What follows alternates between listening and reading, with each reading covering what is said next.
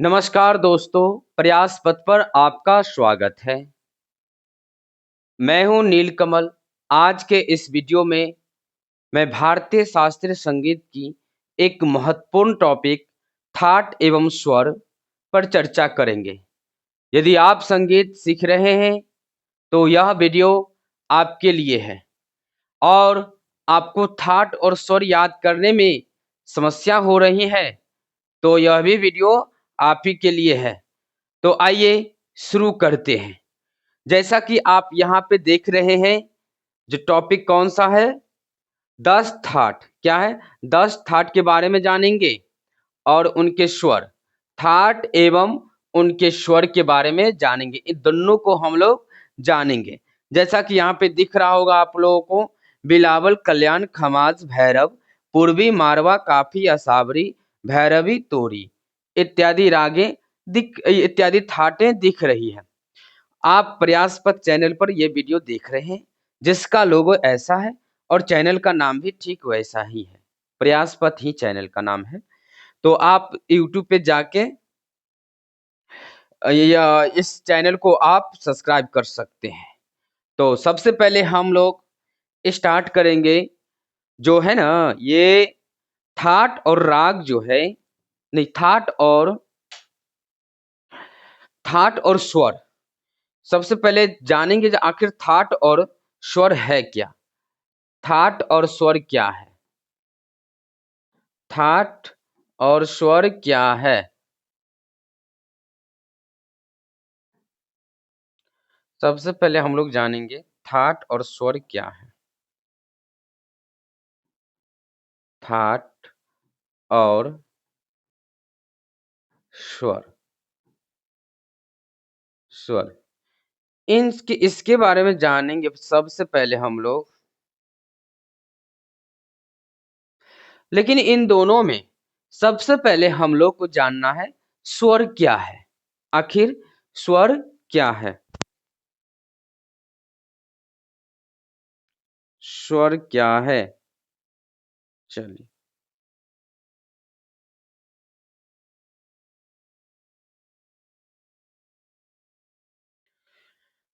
तो जैसा कि आप जान रहे हैं, यूनिवर्स में या पूरे माहौल में या जहां भी हम देखते हैं, वहां आवाजें सुनाई देती है।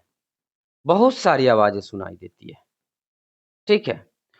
वो आवाज या तो अच्छा लगता है, वो आवाज या तो अच्छा लगता है या तो खराब लगता है। यही होता है ना, दो ही कंडीशन होता है। ठीक है? तो जितनी भी आवाजें हैं, आवाज को हम लोग ध्वनि भी कह सकते हैं। आवाज को हम लोग क्या कहेंगे? ध्वनि भी कह सकते हैं। तो जितने भी आवाजें हैं, वो या तो अच्छा लगता है या तो खराब लगता है। दो ही तरह का होता है। ठीक है? तो जो अच्छा आवाज लगता है, यानी जो सुनने में अच्छा लगता है, उसको बोलेंगे मधुर ध्वनि। क्या बोलेंगे? मधुर ध्वनि। जो खराब लगता है, उसको बोलेंगे अमधुर ध्वनि। क्या बोलेंगे? अमधुर, मतलब मीठा नहीं है ये ध्वनि, ये आवाज खराब लगता है, अच्छा नहीं लगता है। ठीक है? तो यहां तक हम लोग समझ चुके हैं। ठीक है? अब जितनी भी मधुर ध्वनि, मान लो मधुर ध्वनि जो बहुत सारा हो सकता है ना, बहुत सारी आवाज जो है वो अच्छा लगेगी, तो मधुर ध्वनि है। बहुत सारे मधुर ध्वनि में मात्र 22 गो ध्वनि, 22 मधुर ध्वनि को रखा गया संगीत में। 22 मधुर ध्वनि को रखा गया संगीत में, जिसे कहा जाने लगा क्या? इसी 22 मधुर ध्वनि को क्या नाम दिया? श्रुति नाम दिया। क्या नाम दिया? 22 श्रुति। यानी जितने भी मधुर ध्वनि था ना, उनमें से 22 गो को मधुर ध्वनि छांटा और इस 22 गो को नाम क्या दिया? श्रुति। इस 22 को क्या नाम दिया? श्रुति। ठीक है? यहाँ पे एक शब्द आएगा नाद का भी चर्चा। क्या आएगा? नाद का भी चर्चा आएगा। ठीक है? तो इसको बाद में हम लोग देखेंगे। आज का जो टॉपिक है उस पे हम लोग रुके रहेंगे। तो इन्हीं 22 ध्वनि या मधुर ध्वनि को क्या कहा जाने लगा? श्रुति कहा जाने लगा। क्या कहने जाने लगा? श्रुति। अब क्या हुआ? 22 श्रुति के बाद, 22 श्रुति के बाद, कितना 22 श्रुति था? 22। 22 श्रुति के बाद क्या किया? और इसमें से छांटा, 12 गो छांट के निकाला। कितना? 12 को छांट के निकाला। इसे क्या नाम दिया गया? स्वर नाम दिया गया। क्या नाम दिया गया? स्वर। आशा करते हैं आपको ये समझ में आया। नहीं, फिर से समझिए। जितने भी मधुर ध्वनि है, जितने भी मधुर ध्वनि है, मधुर ध्वनि है, मधुर ध्वनि है, उनमें से कितना निकाला? 22 को। कितना निकाला? 22 को। तो इसी 22 मधुर ध्वनि को भी नाद भी कहते हैं। क्या बोलेंगे? नाद भी कहते हैं। 22 मधुर ध्वनि को क्या बोलेंगे? नाद। यानी नाद का डिफिनेशन क्या होगा? मधुर ध्वनि को नाद कहेंगे। हालांकि हम नाद पे अभी नहीं जाना चाहते हैं। तो इस 22 मधुर ध्वनि का नाम एक और क्या पड़ा? श्रुति पड़ा। क्या पड़ा? श्रुति। इस 22 में से 12 को छांटा, 12 को छांटा, अलग किया, जो और अच्छा है, उसका नाम दिया स्वर। उसका क्या नाम दिया? स्वर। अब तो समझ में आ गया होगा ना? चलिए, अब समझ में आ गया तो हम लोग को अभी थाट पढ़ना। फिर अब क्या देखते हैं? थाट क्या है? स्वर जान गए ना? ठीक है। थाट क्या है?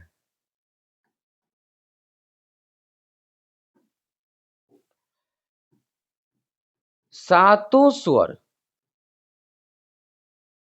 अब चलिए यहां आ जाइए, एक मिनट, एक चीज और बता देते हैं। जो 12 को स्वर निकाला था, कितना? 12 को स्वर निकाल, पिछले वाला आते हैं। ये 12 को स्वर निकाला, ठीक है।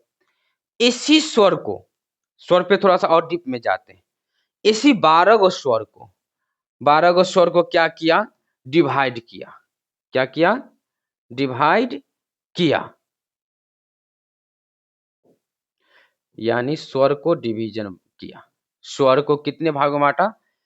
तो 2 भागों में हम लोग बांट सकते हैं। कितने भागों में? 2 भागों में। एक होगा शुद्ध स्वर, एक होगा विकृत स्वर। क्या होगा? विकृत स्वर। ये नहीं होगा, ये नहीं होगा, इसको डिलीट कर देते हैं। शुद्ध स्वर, विकृत स्वर। स्वर कितनी तरह का होता है? 2 तरह का, शुद्ध स्वर और विकृत स्वर।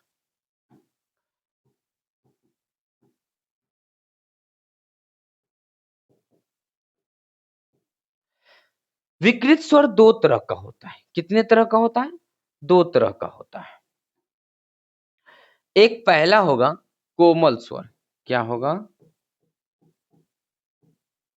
कोमल स्वर। दूसरा होगा तीव्र स्वर। क्या होगा? तीव्र स्वर। ठीक है। तो आप यहां पे देख सकते हैं, एक मिनट।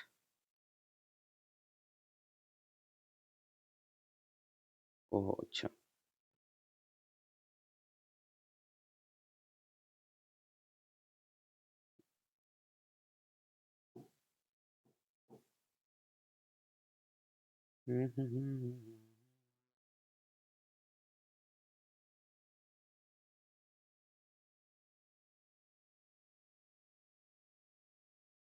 अच्छा, इससे ही होगा और यहाँ पे इसे। चलिए, कोमल स्वर हुआ, तीव्र स्वर हुआ। ठीक है। और ये और इसका एग्जाम्पल लिख लेते हैं। इसका एग्जाम्पल लिख लेते हैं।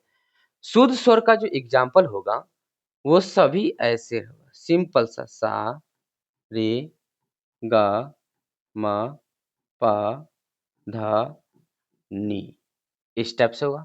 कोमल स्वर जितने भी होंगे उन सब स्वर के नीचे क्या होगा? परी लाइन लिखा, अंडरलाइन जैसा रहेगा। रे ग ध, एक मिनट,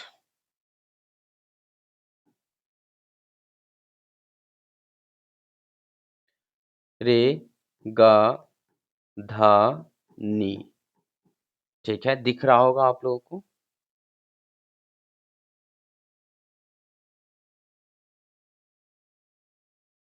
चलिए, तीव्र स्वर में क्या होता है?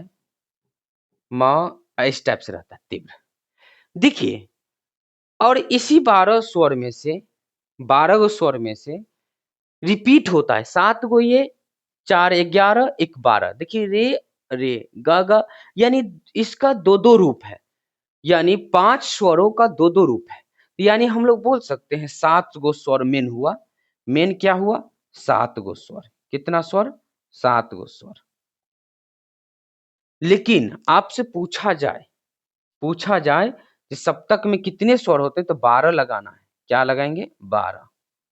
ठीक है, 7 स्वर क्वेश्चन करने के लिए आपको पूछा जाएगा जो शुद्ध स्वर कितने हैं, 7 तब लगाना है। ऐसे पूछा जाएगा स्वर कितने हैं, तो 12 स्वर। ठीक है, आइए अब हम लोग जानेंगे जो थाट क्या है। थाट क्या है? 7 स्वरों, कितने स्वर? 7। चाहे शुद्ध हो, चाहे विकृत हो, चाहे कोमल हो। टोटल तो 12 हुआ, उसमें से 7 है। उसमें से कितना लेना है? 7। 7 स्वरों के आरोही क्रम को थाट कहते हैं। एक मिनट, थाट ऐसे नहीं लिखाएगा, मिस्टेक हो गया। थाट, ठीक है, थाट कहते हैं।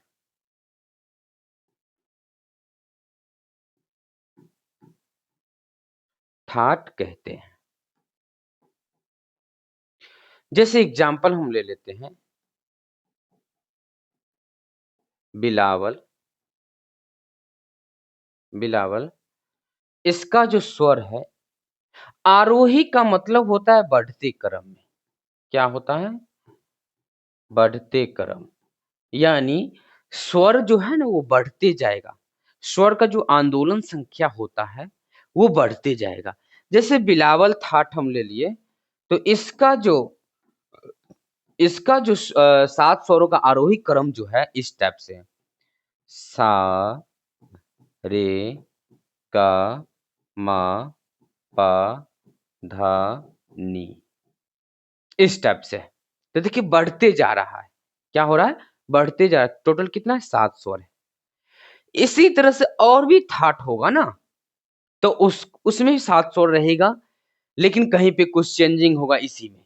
या तो कोई कोमल आ जाएगा या कोई तीव्र आ जाएगा, इस टाइप से आ जाएगा।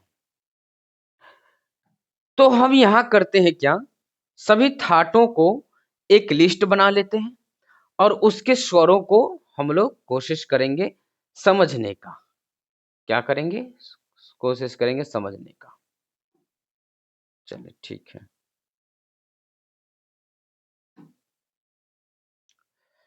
आइए। तो एक तरफ हम लोग लिख लेंगे थाट का नाम। एक तरफ क्या लिख लेंगे? थाट का नाम। ठीक है, दूसरी तरफ हम लोग लिख लेंगे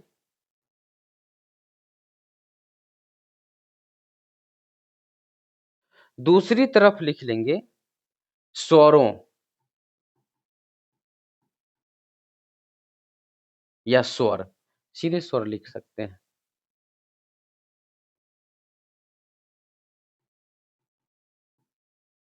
सीधे स्वर लिख सकते हैं। अब इन दोनों को हम लोग डिवाइड करते हैं। इन दोनों को हम लोग क्या करना है? डिवाइड करना है। एक बीच से लाइन खींच लेते हैं। एक बीच से लाइन सीधा हुआ, मान लीजिए, चलिए सीधा कोई।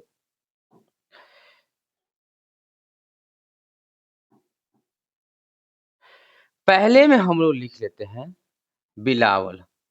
कौन सा थाट? बिलावल थाट लिख लेते हैं। अब जो बिलावल थाट में होता है वो सबका सब स्वर जो होता है वो शुद्ध होता है। सभी स्वर क्या होगा? शुद्ध। सभी स्वर शुद्ध होगा। शुद्ध। ठीक है। दूसरे नंबर पर हम लोग ले लेते हैं कल्याण ठाट को। इसमें 10 होगा।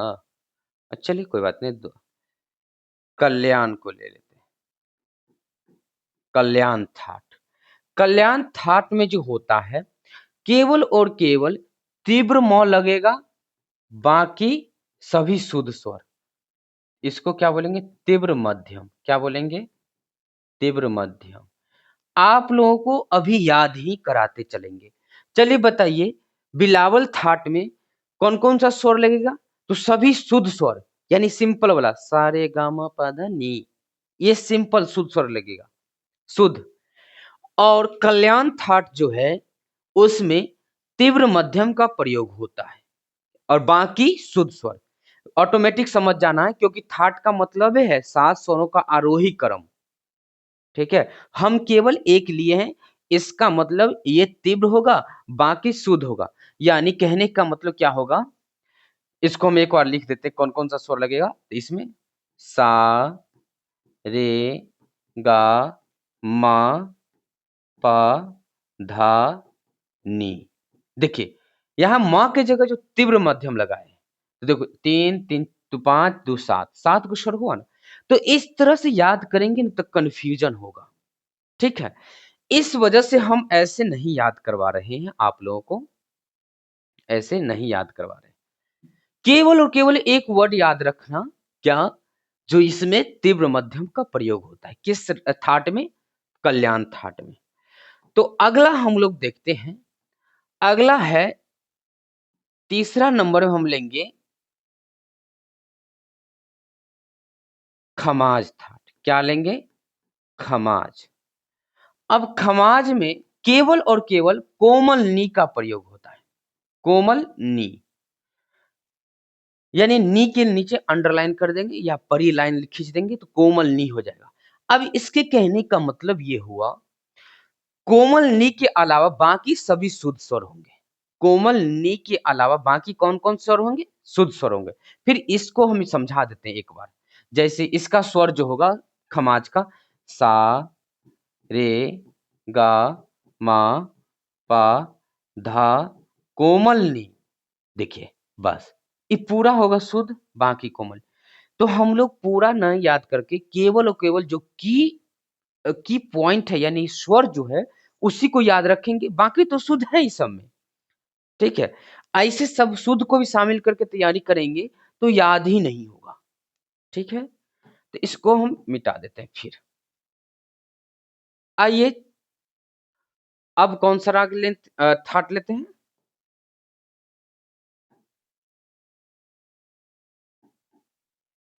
चार नंबर हम लोग लेते हैं काफी।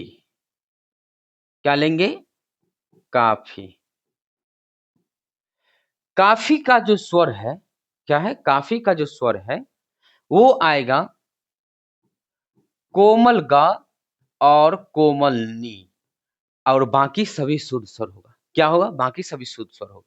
ध्यान से देखिए, बताइए बिलावल का कौन कौन सा स्वर है? सभी शुद्ध स्वर। कल्याण का तीव्र मध्यम यानी तीव्र म, खमाज का कोमल नी, काफी का ग और नी, ग और नी। याद रखिएगा। अगला हम लोग थाट लेते हैं।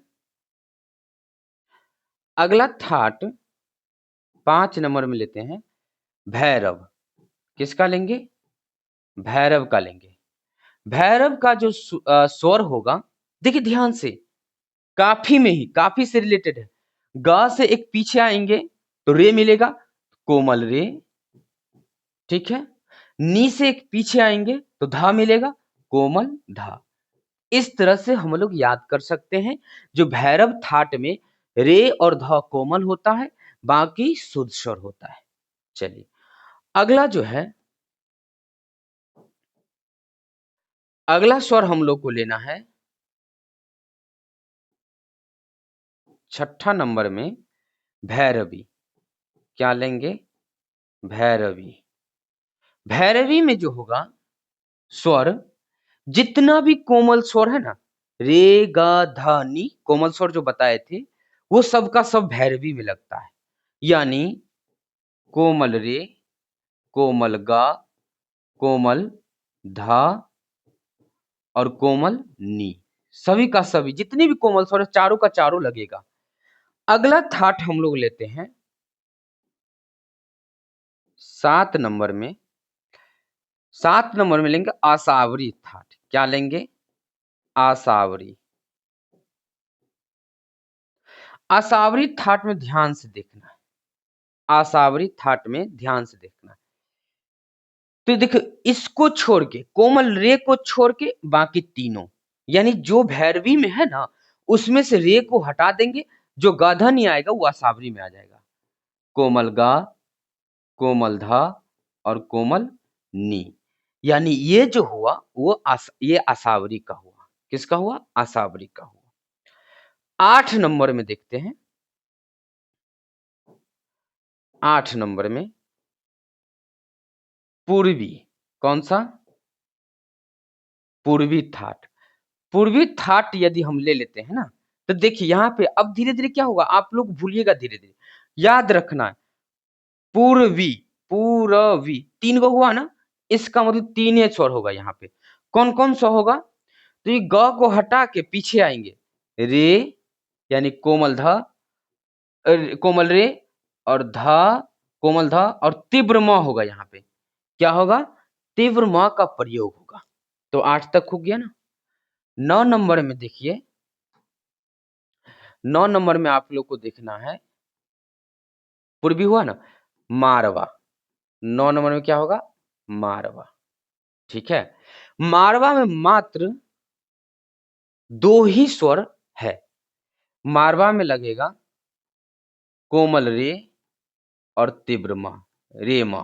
क्या लगेगा? रे म, मारवा, रे म, मारवा। 10 नंबर में जो है, 10 नंबर में जो थाट है तोरी। क्या है? तोरी। देखिए लास्ट और तोरी जो, इसमें 4 गो स्वर लगेगा। कितना स्वर लगेगा? 4 गो स्वर लगेगा। जैसे यहाँ आइए, पीछे वाला में आइए ध्यान से। यहाँ देखिए, पूर्वी जो है ना, रे ध म, इसमें आ जाएगा एक और ग भी, रे ग ध म। क्या आ जाएगा? रे ग ध म। तोरी में रे ग ध म, ये सब स्वर आए लगेगा। और बाकी शुद्ध स्वर, शुद्ध स्वर। कहने का मतलब यदि इसका हम पूरा स्वर बनाएंगे, थाट बनाएंगे, तो सा, कोमल रे, कोमल ग, तीव्र म, प, कोमल ध और नी, ये स्वर होगा। देखो ये बहुत बड़ा हो जाता है ना, इस वजह से ये हम लोगों को जल्दी याद नहीं हुआ। केवल केवल उन्हीं स्वरों को हम लोग यहाँ पे एग्जिस्ट करेंगे, रखेंगे, जो चेंजिंग होते रहता है। ठीक है। तो उसी स्वर को याद करेंगे और इस तरह से आप लोगों का थाट एवं उसके स्वर समाप्त हो गया। क्या? थाट एवं उसके स्वर, स्वर। तो आप लोग इसको दोबारा वीडियो देख लीजिएगा, जो कौन से थाट में कौन कौन सा स्वर लगे हैं, ताकि आप लोगों को याद हो जाए। और ये यहाँ से एक क्वेश्चन बीपीएससी टीआरई के एग्जाम में रहता ही है। मतलब किस टाइप से रहता है? इसी टाइप से, मतलब ऐसा क्वेश्चन में दे देगा, बोलेगा यह किस थाट का है स्वर है, किस थाट का स्वर है, इस टाइप से पूछेगा। तो किस थाट का हो जाएगा? रेगा धामा, तो तोरी थाट का। ठीक है। तो आशा करते हैं आप लोगों को समझ में आया होगा। यदि कोई प्रॉब्लम हुआ होगा तो कमेंट बॉक्स में कमेंट कर दीजिएगा, हम वहां जाके पढ़ेंगे और देखेंगे क्या आप लोगों का समस्या है, फिर उस पर दोबारा वीडियो बनाने का कोशिश करेंगे। ठीक है। तो आज के लिए इतना ही। धन्यवाद।